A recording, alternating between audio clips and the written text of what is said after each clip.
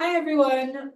Welcome for today's Self-Care for Black Girls, Emotional Health Thursdays. Today's topic, we're exploring coping with loneliness, especially for Black women.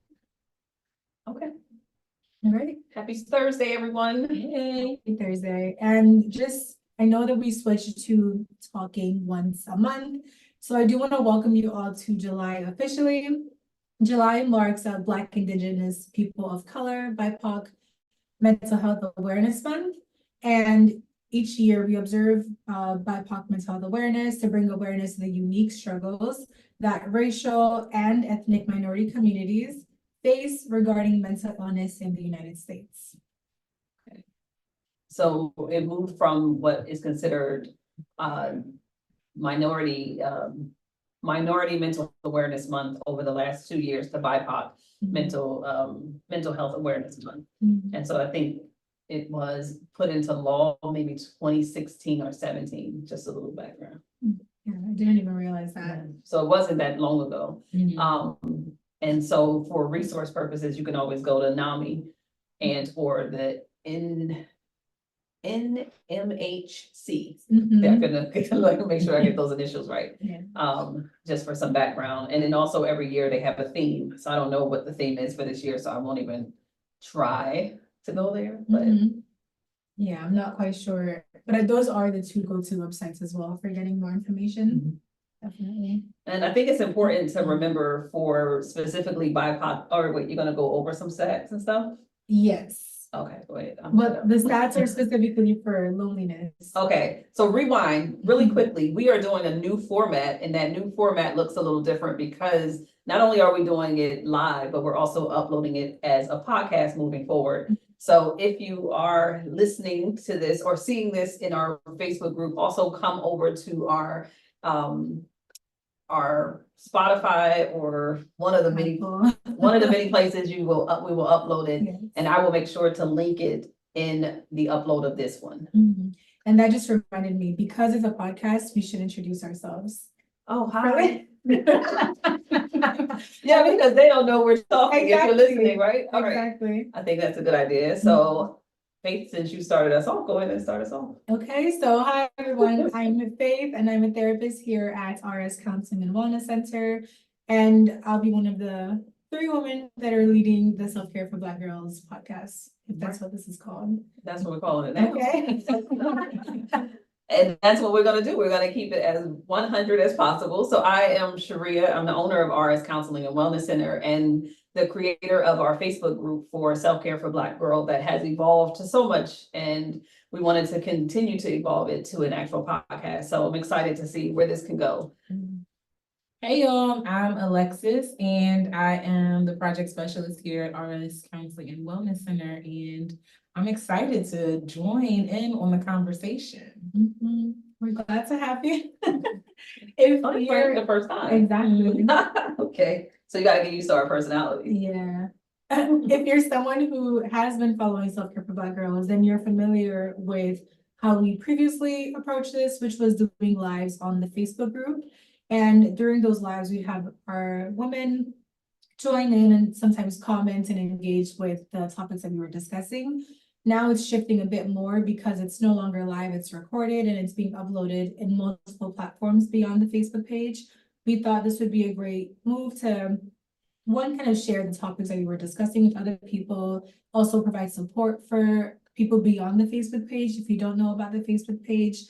And if you're interested in joining the Facebook page, please do go ahead on Facebook and request, and you'll be admitted in due time. Absolutely. And I'll make sure to also link our Instagram and our TikTok and all those other social media places where you can follow us to kind of get a sense of what we've been working on and what we've done. All right, so now we're going to dive into our topic for today, which is coping with loneliness. Yeah, I thought this would be a relevant topic, especially because it's summertime. And in summer, there's this expectation of having fun and being outside and just living your best life with others. And sometimes this is the time when you feel the most lonely and isolated from other people. So at least that was kind of my perspective in it. I'm curious about, for you all, how you've thought about loneliness or even experienced loneliness as well. I think for me personally, I think about it from the summer perspective. It's my birthday month, so I'm probably not the best person to really think about loneliness. So in July, probably not so lonely because I'm outside With friends. Exactly, I'm with family, friends. I'm trying to make some kind of moves. My nephew's trying to convince me to come down to celebrate him going back to school like it's just 11th grade. But I'm usually really active in the summer, but I think I get that moments or those moments, especially where I just kind of have those moments of like, oh, am I doing enough? Am I connecting enough? Am I being with people enough? I don't know if it's in July, so just to be honest, it probably isn't the best season, you know. Us Leos, we get real loud for about 2 months. July, August, I'm good, but bring your topic back up around about November-ish. I think it starts changing with the sunlight going down and all that good stuff. And I know we talk about seasonal depression other times, but I do think when it comes to the loneliness aspect of it, it's usually around certain times of the year where we're not as out, quote unquote. But I can see that summertime could be quite lonely if you don't have those things either planned and or even the environment or closeness to your family and friends. Yeah, that's what I was thinking as well. With being lonely and thinking about like going back to like my church roots, like, oh, you're never lonely. You may be alone, but you're never lonely. So like battling with that and saying like, no, but sometimes there are feelings of loneliness, especially in different seasons. Like my birthday is also in July, so I'm outside. But last year this time I was 1 month postpartum, so I was very much inside. Yeah. And social media didn't help because I was seeing everyone that I would have been outside with, they were still outside. And I was inside, and it just felt like nobody wants to come sit inside with you when it's cookouts and it's Center City Sips if you live in Philadelphia, and it's like all the things happening. And it did feel really lonely. So just acknowledging that you know, like loneliness can happen in seasons. I think that was actually really powerful, thinking about postpartum and the different stages that Black women go through in their lives that can kind of incite loneliness, whether it's because you're taking care of your baby, you can't go out and drink or do the things that people typically would do in the summertime.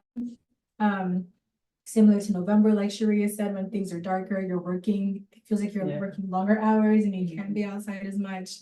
And even if you're young and you just don't have friends that are in the same state or in the same area. Well, I was gonna say during my when I first moved to Philly and moved out on my own, because I moved initially with a partner, and that's a whole nother story for a whole nother topic.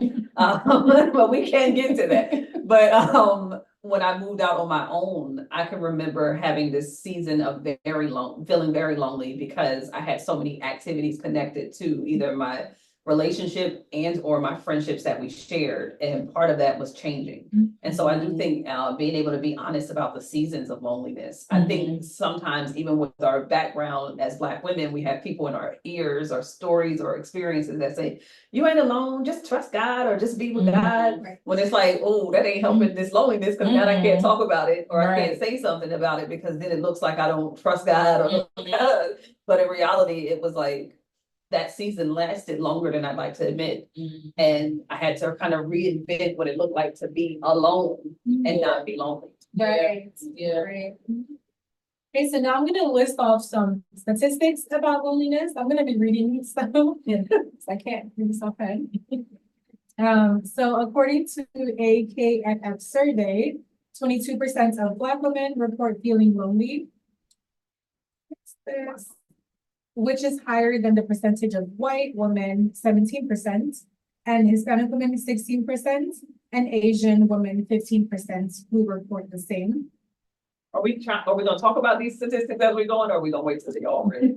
What makes the most sense? No, I mean, whatever, I'm good for whatever. Because that one immediately I have like thoughts around like, how is it different for us? What did they indicate was the factors that made us lonely or considered lonely? How are they defining loneliness, right? Because if it's about a relationship with an intimate partner, that's very different than being alone from your friends. Right. And so I think I would love to know, like, how are they getting that statistic? But even no matter how they're defining it, it's always, I don't know if everybody else feels this way, it always hits us harder. Yeah.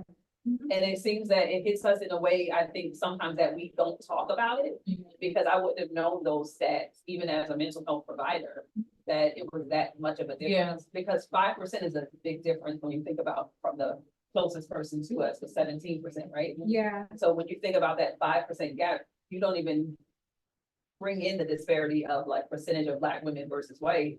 That speaks to how we don't talk about it, Right. and it hits us harder for some reason. And or I wonder if it's more frequent. 'Cause Yeah. I just would love to have more data around that, yeah, but it's just striking to hear. yeah, And so, that's true, right? Like having the context behind how they're defining these variables and kind of how they're comparing it is important. And perhaps we'll come into that as we continue discussing as well. But carrying on with this thread, loneliness and social isolation, we know can lead to poor mental, emotional, and physical health outcomes. And for Black women especially, including depression, cognitive decline, high blood pressure, and heart disease. So here we're seeing the correlation between mental health and well-being to physical health and well-being. Okay.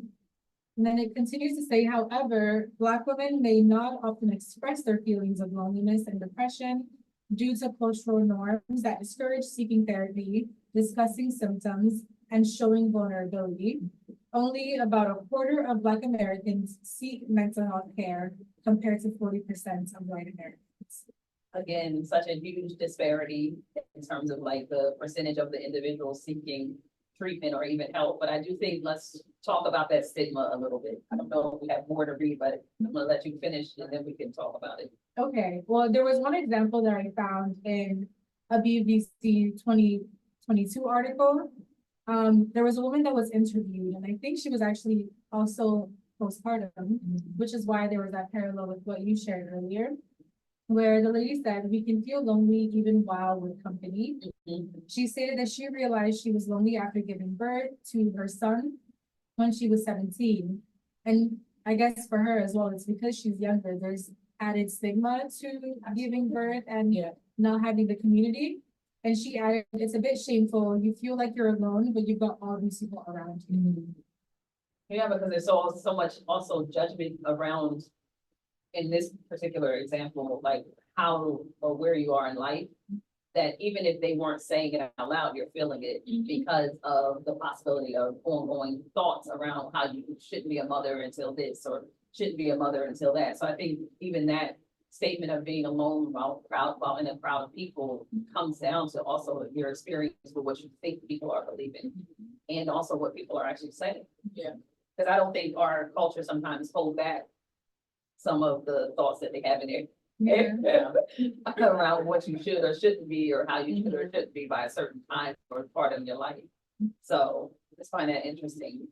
What I was thinking was when you were reading this statistics right before that around like the cultural norms and the stigma, I think the generational changes around stigma are obvious now more than ever. As someone who's kind of worked in mental health now for almost 20 years, just to be able to say that I now can see a change in clients being more actively involved, saying how they are available to come to therapy, advocating for their friends to get to therapy.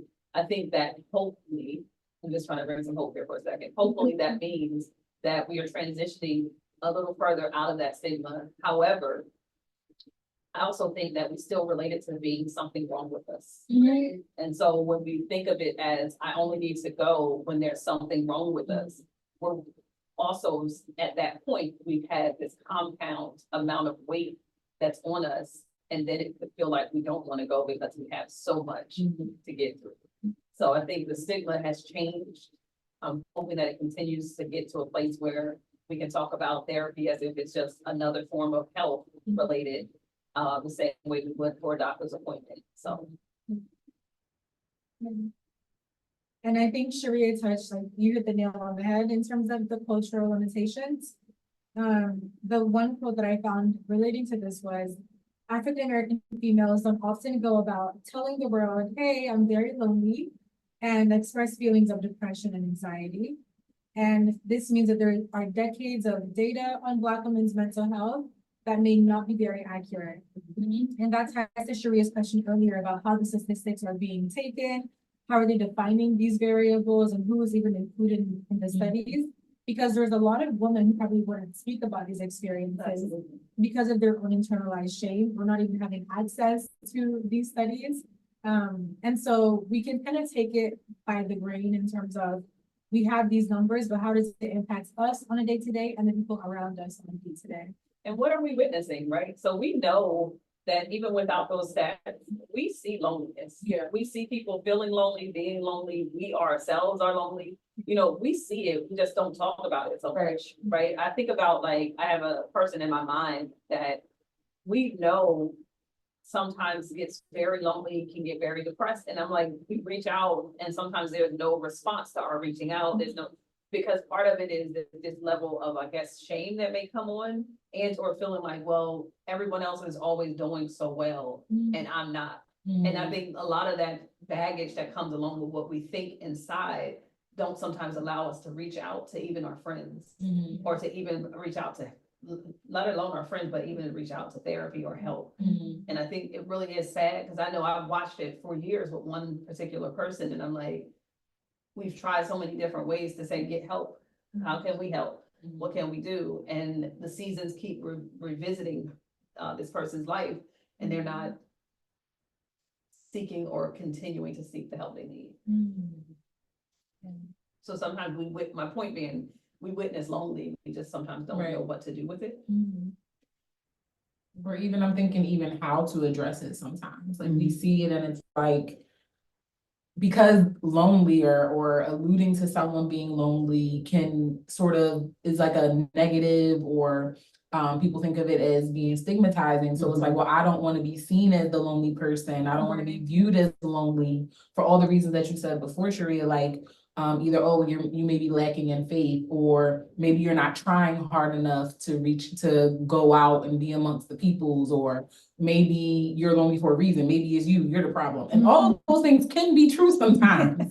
And however, semicolon, comma, sometimes it is like what I stressed before. And again, I go back to that last year with that postpartum season. That was the first time that I really felt that heavy weight. And then just like the person within the study that had said, like you still have all these people around you. Yeah. So it's like you have all these people around you, and you're putting on the front, like you're smiling, or maybe you're not smiling, but people just equate that to like, oh, maybe this is just like a little bad day, or maybe something else is going on for them.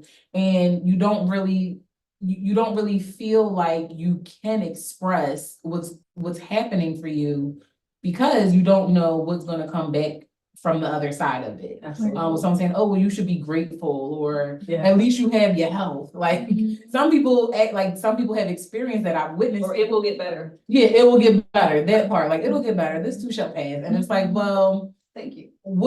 This is still real for me now. And even like you said with therapy, either sometimes not having access to therapy, or not being able to find a therapist you feel you can relate to that will maybe understand what it is that you're going through, or not wanting everyone else to know, like, I need some help right now outside of y'all. Because then it's everybody else feeling like, you could have came and talked to me. Right. And I'm telling you. Yeah. Which is a judgment on therapy in itself. Right. But also this thing that we believe is just about talking about. Right. Right. And sometimes, and especially like when we think about what they alluded, loneliness leads to, depression, anxiety, all those other factors. Sometimes it's more than just the conversation that's needed. And I think that's the hard part for a lot of us, because then we are judging ourselves as something's wrong with me, versus in this season, I need more support. Like in this season, I just can't do it alone. And I was thinking as you were talking, like you talk about postpartum, I can talk about grief very similar, like being around a lot of people. And when I lost my sister, and even when I lost my mother, it was like, I know everybody knows it's going to get better. I know everybody's praying for me. I get it. And I don't want to discount those things, because they are very helpful in my journey. And I don't know what I'm gonna do tonight, because I keep thinking about, why am I by myself here without me? Right? Even though I'm laying next to someone, or with my family, my friends.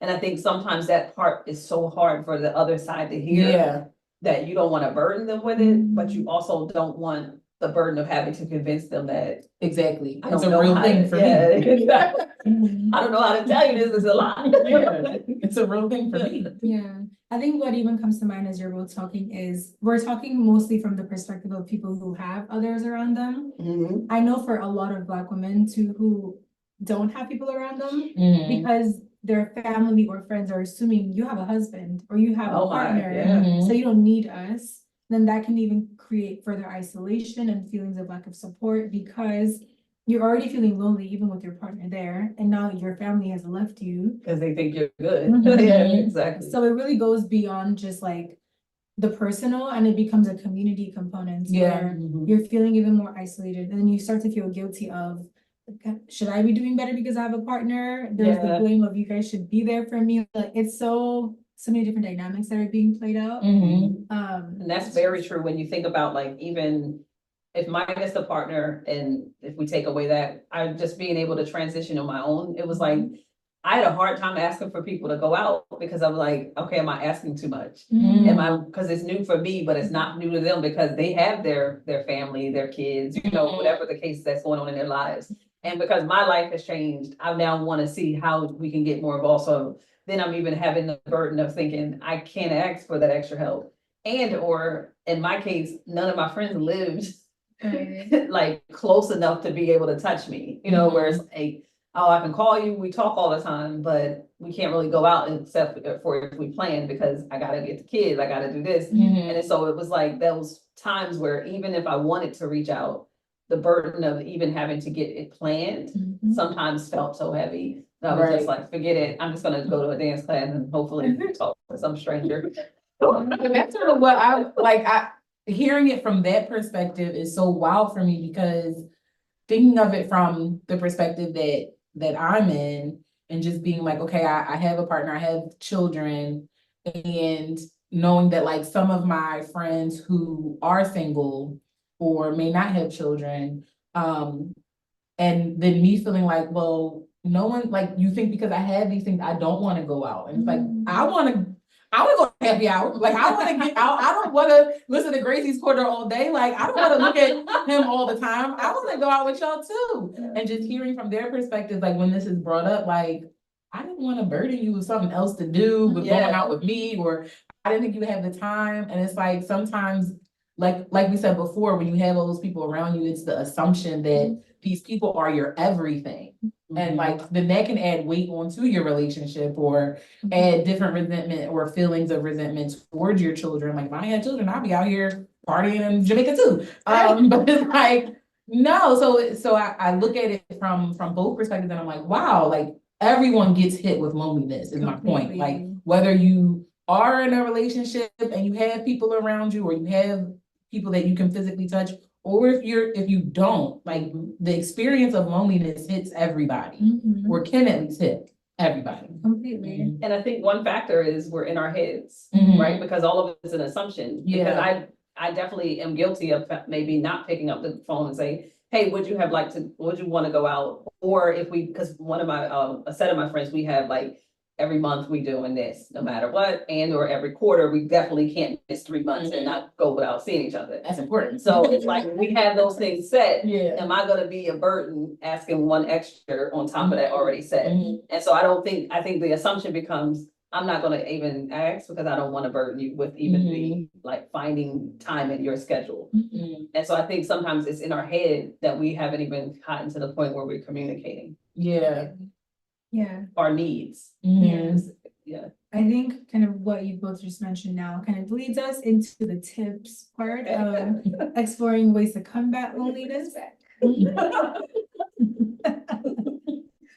All right, so we know that combating loneliness for Black women involves fostering connections, as we've touched on, promoting self-care practices, as well as seeking supportive communities and resources. So we're going to go through a list of different approaches that we can take to combat loneliness, and we can talk about them kind of as we go. Okay, so the first tip is building those supportive relationships. One avenue is reconnecting with family and friends, by regularly reaching out to loved ones, even if it's just for a quick text or call. Also trying to expand your social circles if you don't have those connections nearby. And you can do this by joining clubs, groups, or organizations that align with your personal interests and values. So basically just putting yourself out there for one, and remembering the worst that people can say is no if you do reach out. Yeah, I think that's one, like, I think about a few of my clients who transitioned in college and going to places where their friends weren't, and or maybe their friendships changed when they got there, or they thought they were gonna be friends forever and they aren't. And I remember having some conversations with a few of them, and right after the pandemic, really, and the loneliness hit a lot of people hard. So that's another thing that can also add it to our isolation. Yeah. But I think about how hard it was to get people to have that motivation to go out to those groups. So really having to find that alignment with what you already identify as part of your identity is really helpful. So a few of my young ladies, really, we worked on getting to dance classes. One person was joining like a step class, or a step group that was on campus. So really looking at, like, did I do this before and enjoy it? Like, try to find some of those things. And then what happens is, naturally, the people there most likely have that in common with you. Right. And it begins a relationship that might start off as just this area, but it becomes this friendship, because now here we are, it's 2.5 years later, and a few of them still are now, these are their circles. And that's what happens in different settings. But I'm just using that college example as like a way to really start getting it connected to your value as the way to motivate you. Right. Like, did I enjoy this before? If I've never tried anything in before, what would I enjoy trying? Like, taking that first step. And so if you are having, and just for the like lack of motivation, if you are having this feeling of, I just don't have the energy or the feeling, that might be an indication that it has transitioned from loneliness to depression. And you may need to actually go and speak to someone as a result. So. Yeah. And before we get to the professional support piece, that's perfect. We're also going to look at other ways to engage in community. And one example of this is participating in community events. This is by engaging in any local events, cultural festivals, which there's a lot of this summer as well, or community centers that celebrate Black culture and heritage, and also by volunteering. So giving back through volunteer work can create a sense of purpose and connection with others. Yeah, I think what's important to also acknowledge is, like, these things are all out there and you may want to do them, but sometimes it's the fear of, I don't want to go by myself. I know, like, for me, when I moved to a city away from everybody to go to grad school for a bit, it was like, oh my, I don't want to go out to eat by myself. I don't want to go, like, I'll go to the gym by myself, but even if I have fun with someone there, I'm like, I don't want to go out with them, I don't feel good.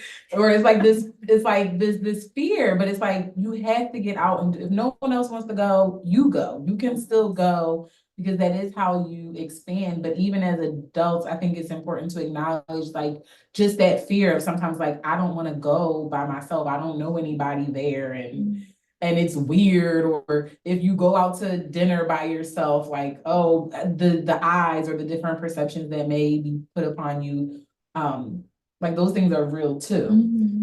And I want to add, and I don't know if this is a tip, so I'm going to probably jump in. Okay. But because when you said it, it just made me think of looking at the fact that you also are going to have to figure out how to be alone and not be lonely. Yeah. And sometimes that requires us to date ourselves. That requires us, because I do think that was very helpful when that transition phase that got me out of it. And also I started to think about dating better and differently at that point. And again, that's a different podcast for a different time. But what I started doing was I forced myself to take myself out on a singular date every week. And for me as an introvert, that was okay, because I don't mind. But what I noticed was I wasn't enjoying it. So I started to make sure that I found things that I wanted to do and enjoy it. So music is important to me. Philly had these festivals that they would have every Friday. I would go out, watch them, and this is crowds of people, which is a lot of anxiety for me, right? But what I learned was that I enjoy this so much that I started to talk to people in that little circle that I was with. And a few times every week, people would be looking for me, Mhm. like, hey, we didn't see you last week. And now this is, in Philly too. Yeah. So this is not like a small circle, but you Uh-huh. start getting that place where you actually run into Yeah. or people see you as this is your thing. And a few of those individuals are now, I still consider, like, we consider ourselves friends, and that was our starting point. But I would have never even considered that as like anything more than me taking me on a date. Right. And so starting with like the dinners didn't work for me, but moving to things that I really enjoyed started to get me out there. Yeah. Almost when y'all eat away. That actually reminded me of a tweet that I saw yesterday. It's like so minimal, but it's really relevant to like building community randomly. Mhm. So I saw this tweet where this lady said, typically she has like a routine that she takes to work every day. She catches a train and there's an Indian man that's usually next to her on the same exact routine, same exact platform each day. One day she wasn't going to work, so she didn't go to the train station. And the next morning, he spoke to her for the first time, and he said, "You weren't here yesterday. That was lonely." And so you don't even realize that you're impacting people Yeah. around you, but they see you and they notice you. And one day they might speak to you, and that's how the friendship blossoms. Absolutely. And it does sometimes just happen from that, like, I have to force myself out. Yeah. And I do think that part that we're talking about forcing ourselves out, when you can't, we also are aware that there's other options Right. in terms, but this is for those tips where it's like, I do have the energy to try and I do want to try. So what can I try? Yeah. Exactly. So now we're getting into the professional support seeking part. Yeah, that helps. Yes, so one aspect or avenue is therapy. So you can consider therapy or counseling, especially with therapists who specialize in understanding the unique experiences of Black women. And then additionally with that, also support groups, where you can join support groups where you can share experiences and connect with others who face similar challenges. And I would love for us to make, if you are listening to this and or watching it back, I'd love to hear some examples of like support groups or even activities that you've done around getting yourself out of loneliness. So if you do feel up to it, maybe put one or two things in the comment section so that others can see options or alternatives to getting themselves out of the loneliness. Definitely. If you're on our Facebook group, comment there. If you're on YouTube, comment there. And we'll check in with each of those, all of the platforms. Okay, also, I think we kind of touched on this in terms of the pandemic, but online communities, and this can be social media groups like Self-Care for Black Girls, where you can. Guaranteed. I Yes. mean, during the pandemic, both of you weren't here yet, but during the pandemic, we literally, that's how we have almost 70,000 people in the group now, is that really during the pandemic, we became that place for people to kind of show up every Thursday. At the time, we were doing it earlier because people were working from home. Right. And it was like a way for people to come in and just talk about being by themselves sometimes. And so you really don't know. And a few of them have evolved into admins in the group, have gotten relationships with us outside of the group. And so it's important to kind of find your way, even if it's just as simple as joining a group. Yeah. Okay, and I think Sharea also kind of mentioned this before in terms of creative outlets. So engaging in kind of hobbies and interests, like writing, painting, or music, which can be both fulfilling and a way of meeting like-minded individuals. And also cultural expression. So engaging in activities that celebrate Black culture and heritage, such as attending cultural events, reading literature, or participating in dance and music. Yes, my husband is in a Black male writing group that started literally sometime last year, and they just kept it going themselves even after the group that was running it started. Wow. And now they're on like the second year, and now they have 2 days that they meet. And these people are like all around the country, and now they're like friends. Like, so he's gonna meet up in New Orleans when we go next with a few of them. And so that's just a way to like start something, and then it develops into so much more. Yeah. Okay. I'm gonna kind of list these two back to back. Okay.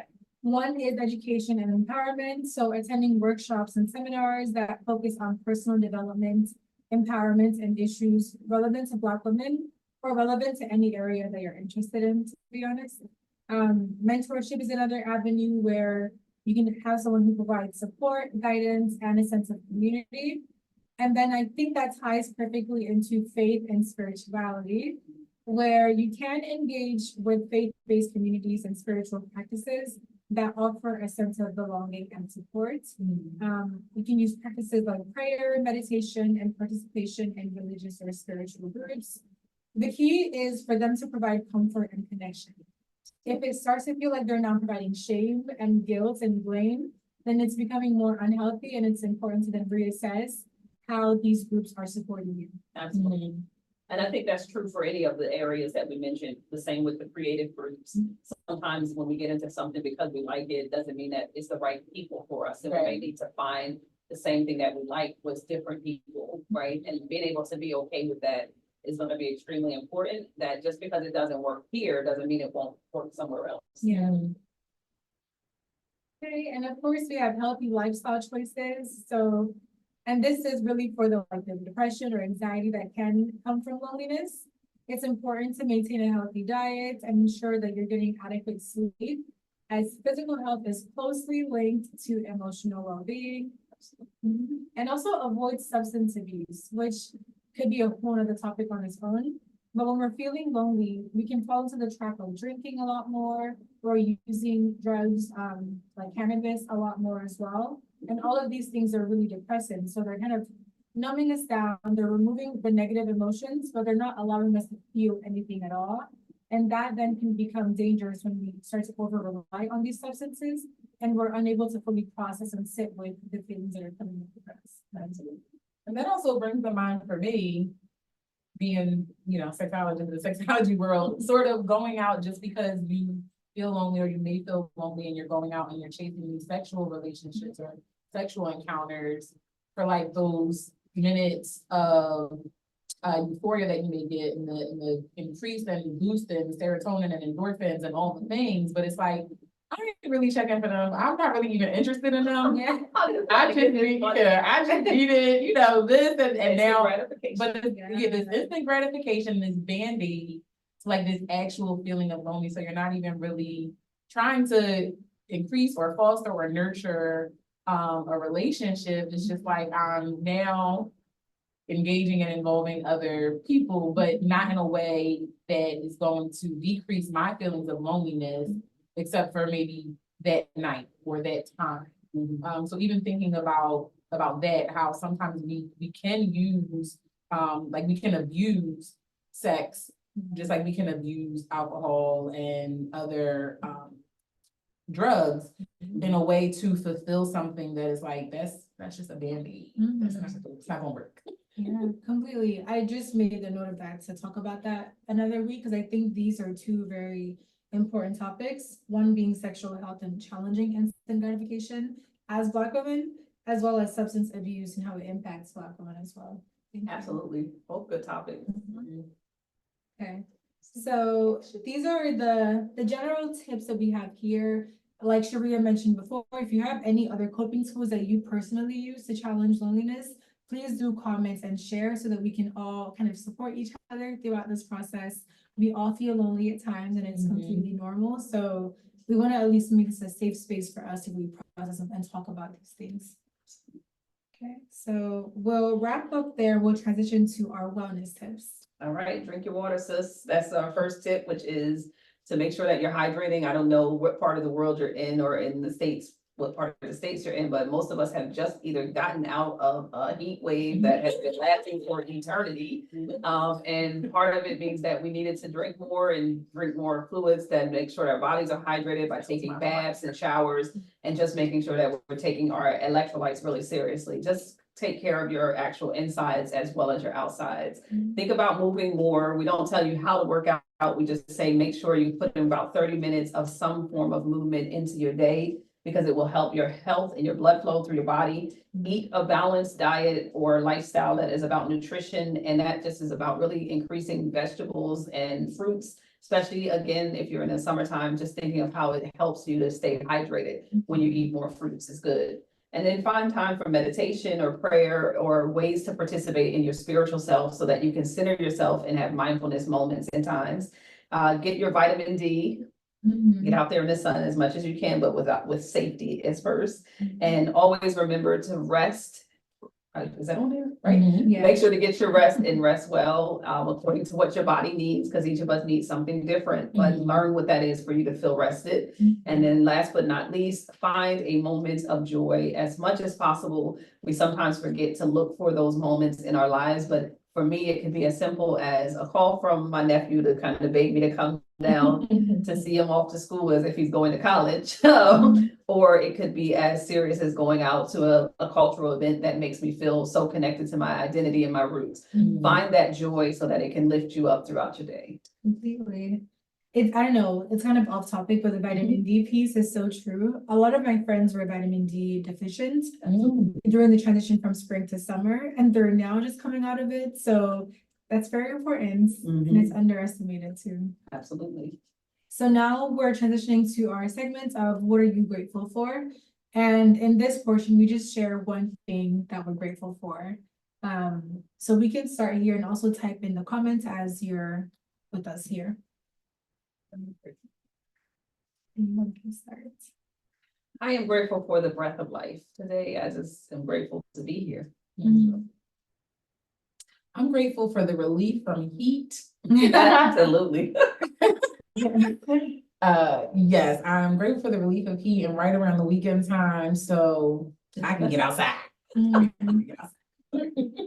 I am grateful for friends. I think sometimes, again, with loneliness, you feel like you need to do things on your own, overcome on your own, and sometimes you just need to talk to someone and get off your chest. Absolutely. Okay, and now we're gonna do affirmations. And similar to this, for affirmations, we're all going around saying an affirmation that's related to loneliness and coping with loneliness. So they're typically related to the topics that we're discussing each week. Okay. So I'll start. I am connected. The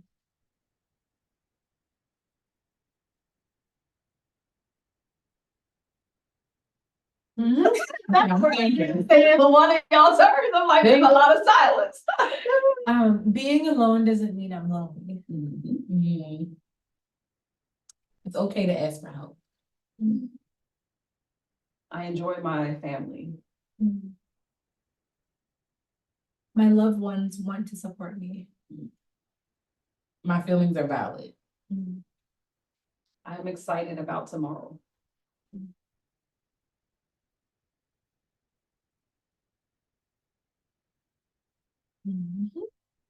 My loneliness isn't something to feel ashamed of.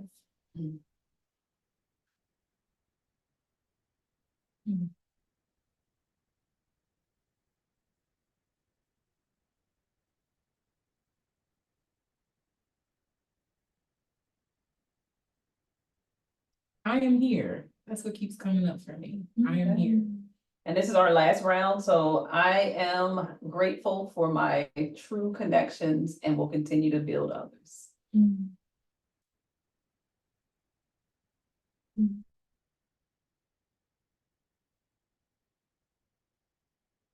Riley's good side. I'm dead why they getting theirs. I'm gonna just say, hey, y'all, don't forget to make sure you like and subscribe. All of us on all of our social media platforms as they figure out what they're gonna say with their last two affirmations. Some of the greatest things can be found in solitude. Oh, nice. I love that. I thought that's great to end with, honestly.